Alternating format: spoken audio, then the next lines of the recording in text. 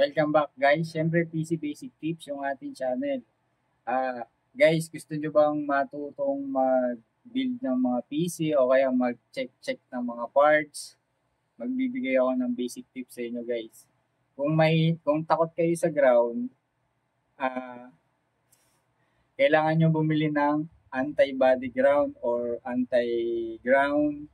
Kinakabit yun sa atin, sa katawan natin guys. Wala pa kasi ako noon eh. Kasi lagi ako nag-ground guys.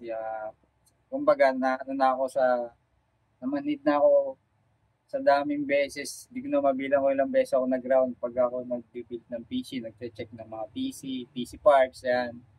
Kung gusto mong mag-practice bumuo ng PC, takot ka sa ground, bumili ka ng anti-body ground o anti-ground. Hindi ko alam kung anong tamang term.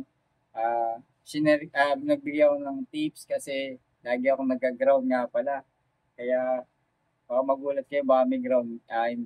Hindi na kayo mag-proceed mag-aral ng pag-build ng PC. Sayang naman guys. Kaya nga dito kami mga gumagawa ng tutorial para i-share yung mga aming nalalaman.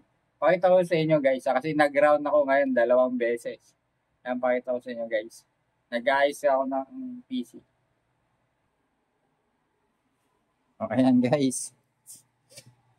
Yan, nag-ayos kasi ako ng PC. Nagte-test ako ng power supply. Ito yung kung naalala nyo, ito yung binigay ni Tropa sa atin na PC. Yan, motherboard. Tapos to. Yan, kung mapapansin nyo, may kalas doon. Yan. Tapos, meron dito pang power supply. Kasi unang test ko guys, hindi siya nag-power. Kaya nag-test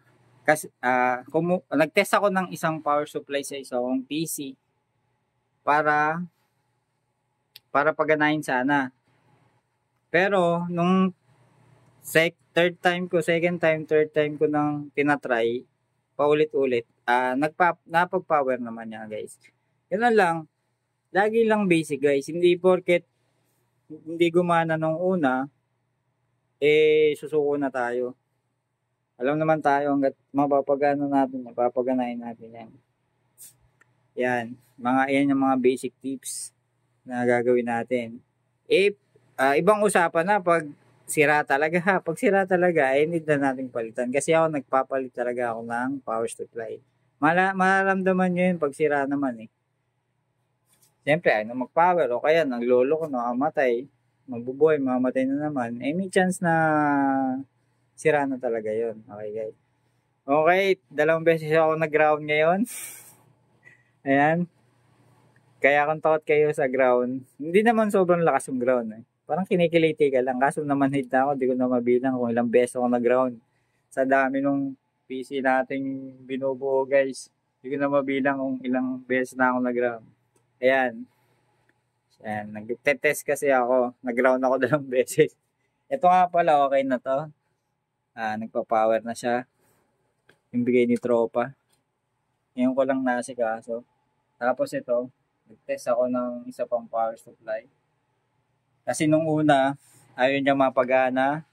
Hindi niya mapagana to, ayaw mapag-power. Baka kasi ako power supply lang. Ang problema, kaya kinakabahan na ako kasi bigay nga lang to. Hindi ko alam history nito. Pag kasi ayaw mag-power niyan, baka motherboard. Hindi ko iniisip yon kasi mahal ang motherboard, kulang 3K o mga 2.8, 2.7, mga ganun. Siyempre, magsa-second thought tayo. Ganun lang naman talaga ang pagbibuild ng PC. O kaya pagda-diagnose, kailangan lang natin ng mga replacement parts. Ang dami nyo matututunan sa video na to guys. Puro basic tips to. Ganun lang. Ayaw mag-power. Huwag nyo munang iisipin motherboard kasi masakit sa bulsa yan. Try nyo ng ibang power supply. Yun. Or baka na-stock na matagal. Yung kuryente niya, hindi pa sapat yung nararamdaman niyang kuryente. Kaya ganun, ulit-ulit. Baka nadudumihan lang yung mga terminal. Parang ito, third times ko siyang tines. At yung pangatlo, okay na. Kinabahan na ako guys kasi Pag kasi talagang walang okay yung power supply, walang power to, sa akin na opinion ko, motherboard na tinatamaan nun. Pero kung sa motherboard lang, meron tayong maraming extra motherboard dito. Power supply lang talaga wala akong brand. Okay? Kung takot kayo mag-ground, bili kayo ng anti-body ground o anti-ground. Ayan yung mga motherboard natin. Lahat yan may laman. May laman. Kaya ang wala ako ay power supply ngayon. Wala akong power supply kaya nag-test ako ng isang power supply dito. Okay guys. Kung sana may natutunan kayo. Marami akong nabigay na basic tips ngayon. Kung takot kayo mag-ground, kung gusto nyo matuto mag-build o mag-check ng mga parts kung pasira na ba o okay pa ba. Takot kayo mag-ground, bili kayo anti-body ground or anti-ground. Di ko alam yung tamang terms. Ako din ako bumili guys kasi di ko na mabilang kung ilang beses ako nag-ground. Okay? Yun lang, basic tips na may matutunan kayo kahit pa paano. Sa dami niyan, feeling ko lahat yan nag-ground ako. Okay guys, abang-abang lang.